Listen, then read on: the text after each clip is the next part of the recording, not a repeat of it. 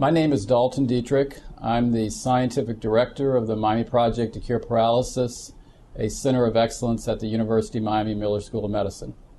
It's a multidisciplinary approach to targeting brain and spinal cord injury with the long-term goal of finding cures for paralysis. We have over 150 scientists and clinicians working every day to discover new ways in which we can treat acute neurological disorders.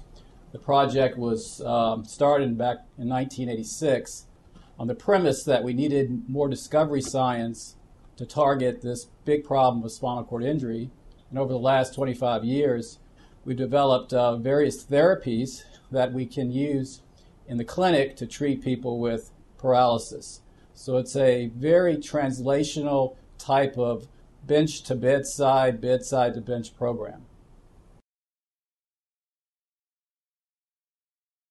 If you go all over the world, you'll see many types of trials that are using different types of stem cells to treat different types of neurological problems.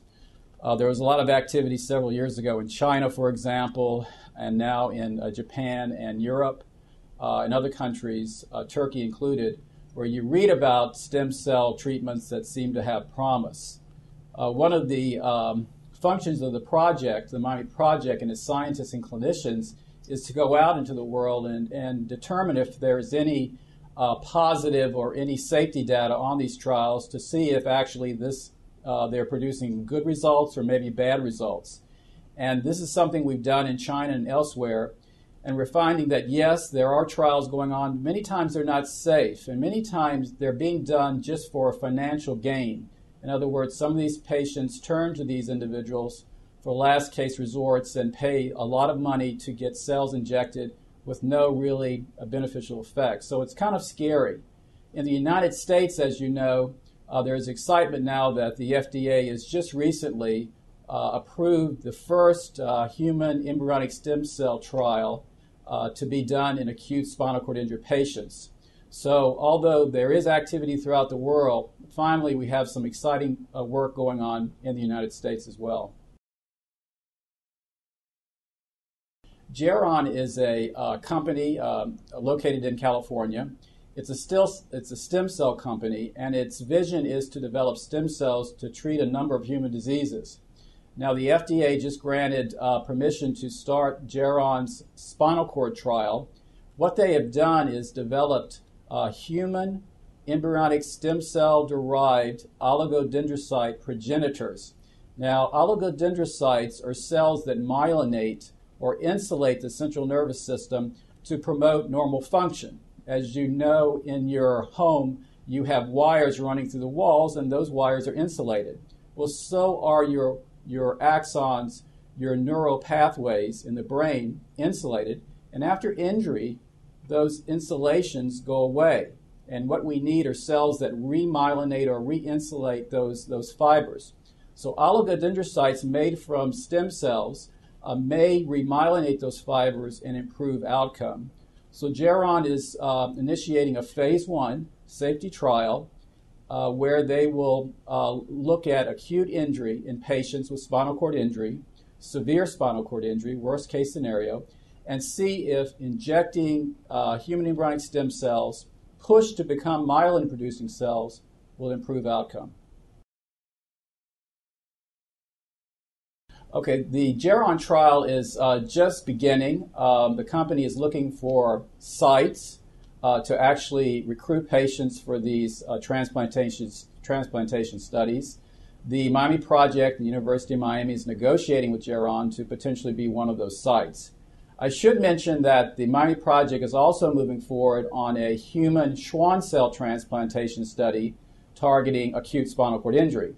Schwann cells are also myelinating cells, and these cells are been used in experimental studies to repair the nervous system and reverse paralysis.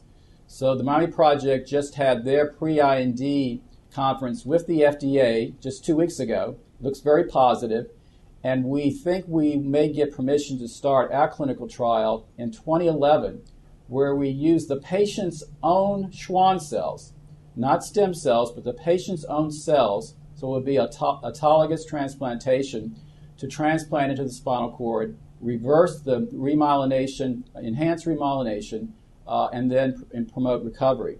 So it's exciting that we have two trials coming down the pipeline, one using stem cells to remyelinate to promote recovery, and another trial by the Miami Project to use Schwann cells, a patient's own Schwann cells, to enhance remyelination and promote recovery.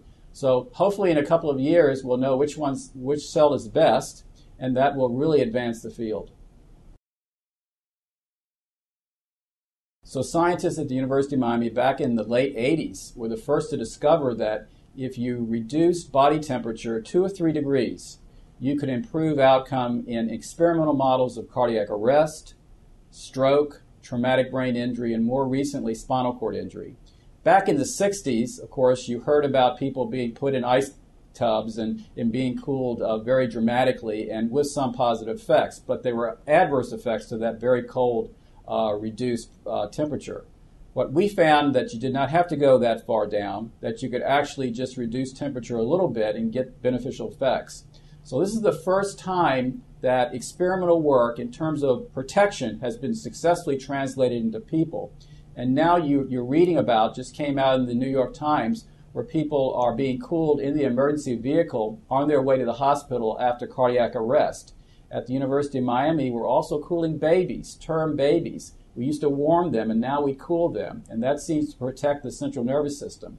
This year, we published 2 papers showing for the first time that if you cool patients with severe spinal cord injury using mild hypothermia, it's safe, that's important, and most importantly, at 1 year, there's better motor function. So this may be the first therapy that we have to use in patients with acute spinal cord injury, therapeutic hypothermia, first developed at the University of Miami. We're moving that now into severe traumatic brain injury and mild head injury that you're reading about in terms of soldiers in Iraq and Afghanistan. And one day hypothermia may be used to treat a variety of acute CNS injuries.